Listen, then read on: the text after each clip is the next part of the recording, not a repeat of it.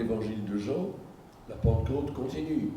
Jésus souffle sur ses disciples en leur disant « Recevez l'Esprit Saint ».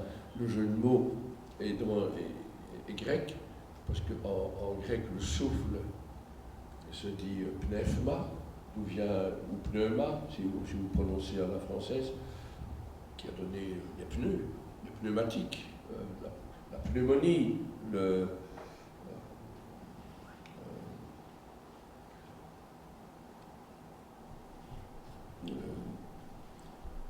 souffle se dit pneuma, et l'esprit, quand on parle de l'Esprit Saint, c'est toharion pneuma, le Saint-Esprit, le Saint souffle littéralement.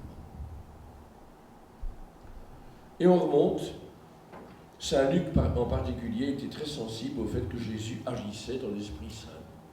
Il exulte dans l'Esprit Saint. Jésus est tout. Avant même sa résurrection, Jésus est habité par l'Esprit Saint. Il exulte de joie dans l'Esprit Saint. Père, en ce temps-là, Jésus fut envahi par l'Esprit Saint et il exulta en disant « Je te rends grâce, Père, de ce que tu as caché ces choses aux sages et aux habiles, mais tu les as révélées aux tout petits. » Dans l'évangile de Luc, c'est l'Esprit Saint qui pousse Jésus au désert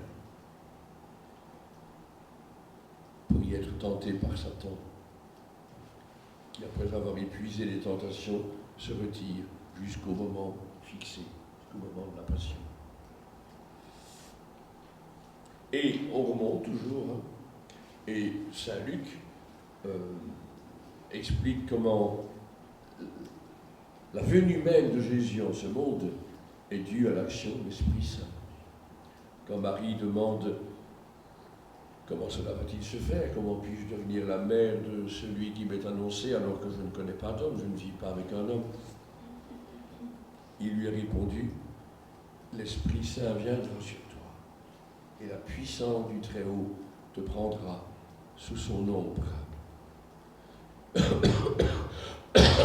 On retrouve cette allusion d'ailleurs dans la scène de la transfiguration, qu'on a entendue il y a 2 dimanches, où la voix du Père se fait entendre, Jésus apparaît dans son humanité, mais aussi dans sa gloire divine, et une nuée les enveloppe de son ombre. C'est la présence de l'Esprit Saint. Mais Jésus est né de la Vierge Marie, mais, comme on le dit dans le Credo, conçu du Saint-Esprit. Marie est mère de Dieu, mère d'un homme qui est le Fils de Dieu, non pas par ses propres forces, ou par la force masculine d'un homme, et par aucune force humaine, elle est mère de Dieu par l'action en elle de l'Esprit Saint.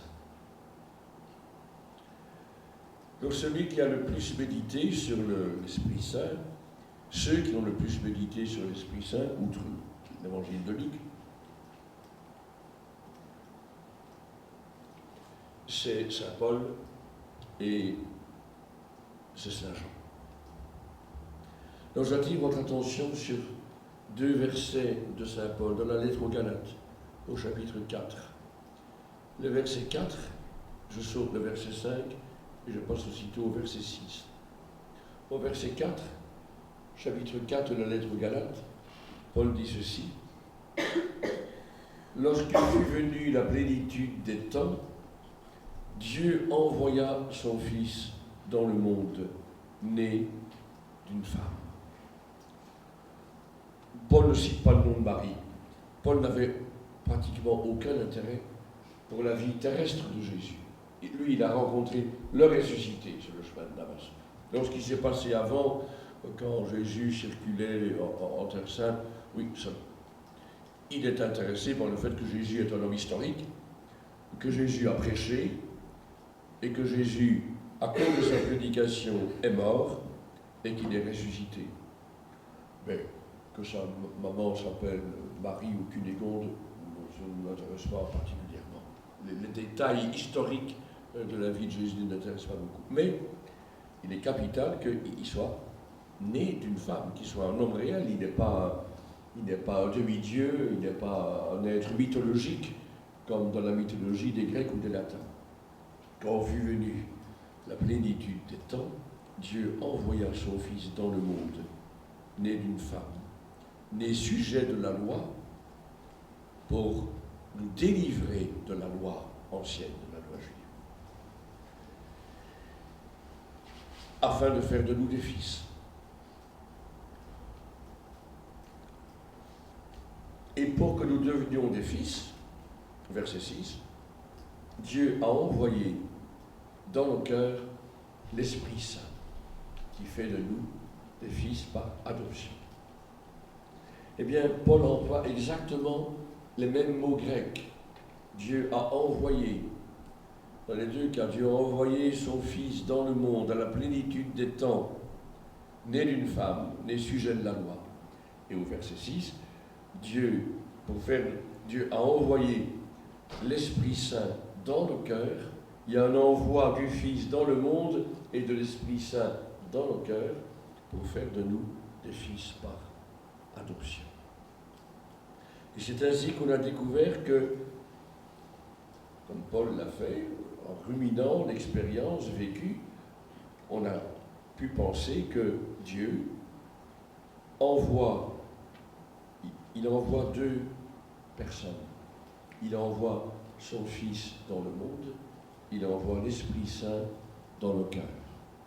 Intéressant, il y a une mission qui est extérieure, visible, repérable, et il y a une vision qui a bien quelques retentissements visibles, il y a une mission qui est plutôt intérieure, l'envoi de l'Esprit Saint dans nos cœurs.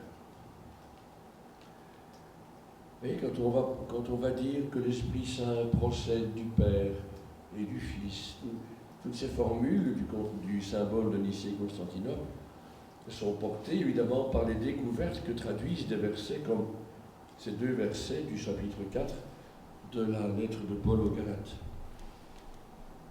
Mais Saint Jean, lui, a beaucoup médité cela.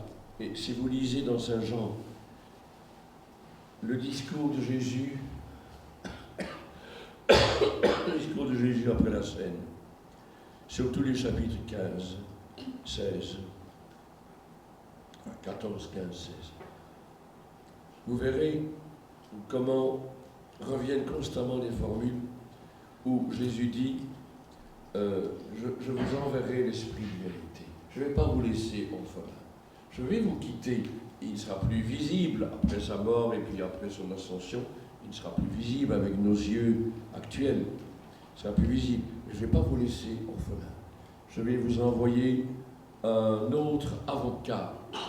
Un avocat en latin, celui qu'on appelle pour être secouru, advocatus, en grec parakalein, le paraclet, celui qu'on appelle pour venir à notre secours.